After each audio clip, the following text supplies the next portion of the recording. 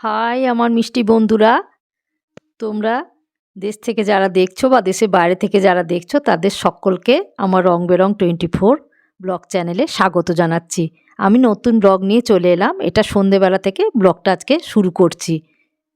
আমি রাতের ডিনারটা তোমাদের সঙ্গে শেয়ার করে দিই। কদিন ধরেই ভাবছি যে একটা নতুন রেসিপি তোমাদের সঙ্গে শেয়ার করব। এটা কি, এটা দেখে বুঝতে পারছো? এটা আমি আটা মেখে রেখে দিয়েছি।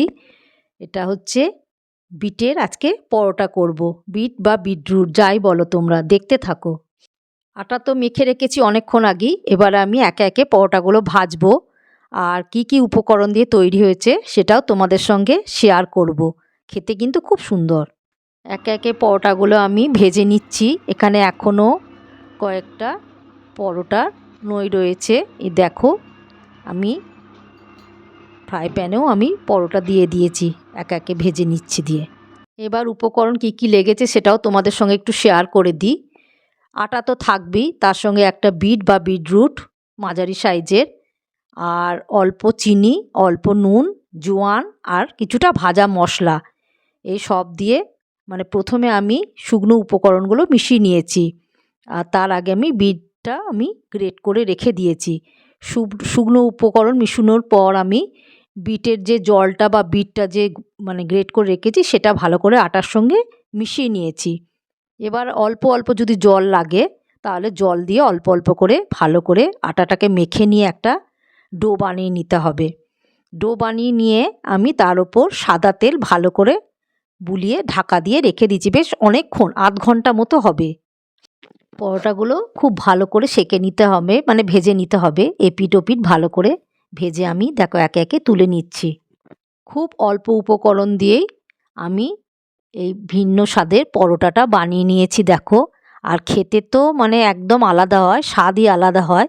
তোমরাও বানিয়ে নিয়ে দেখতে পারো। শীতকালের দিনে এসব নানা রকম মানে খাবার দাবার সবাই পছন্দও করে, আর ঘরে বাচ্চারা থাকলে তারা তো বায়না করেই। আর পরোটাটা খেতেও যেমন মানে ভালো হয় তেমন এটা হেলদিও, যেহেতু বিট আছে। আর সাদা তেল দিয়ে ভেজে নিচ্ছে, এটা আমি আটা দিয়ে বানিয়েছি, তোমরা চাইলে ময়দা দিয়েও বানিয়ে নিতে পারো। আর এর স্বাদই হয় আলাদা আর খুব নরম হয়। মানে বাচ্চা বয়স্ক সকলেই এটা অনায়াসে খেতে পারবে। আর এর সঙ্গে আমি কি বানিয়েছি সেটাও তোমাদের সঙ্গে শেয়ার করব। রাতে ডিনারটা একদম জমে যাবে। পরোটাটা মানে দেখেই তো মনে হচ্ছে এখনই খেয়ে নিই। এটা আমার শেষ, মানে পরোটাটা আমি ভেজে নিলেই আমার কমপ্লিট হয়ে যাবে। তোমরা কে কোথা থেকে দেখছো সেটা একটু কমেন্টে অতি অবশ্যই জানাবে। আর পরোটাটা বানিয়ে তোমরা বলো যে কেমন হয়েছে। এর রেসিপিটা তোমরা তো জেনে নিলে, আর আলুর দমের রেসিপিটা জানতে হলে তোমরা আমাকে কমেন্ট করে জানিও, আমি তাও জানিয়ে দেব। দেখো আমি এর সঙ্গে বানিয়ে নিয়েছি শুখা আলু বা শুখা আলুর দম। এটাও খেতে দুর্দান্ত স্বাদের হয়, খুব সুন্দর হয়। এর সঙ্গে একদম পারফেক্ট, একদম পরোটার সঙ্গে আলুর দম। তোমাদের যদি একটু ভালো লেগে থাকে ব্লগটা, তোমরা লাইক করো, শেয়ার করে দিও, সাবস্ক্রাইব করে রেখো অতি অবশ্যই। লাভ ইউ অল বন্ধুরা, বাই বাই। অন্য ব্লগে দেখা হচ্ছে।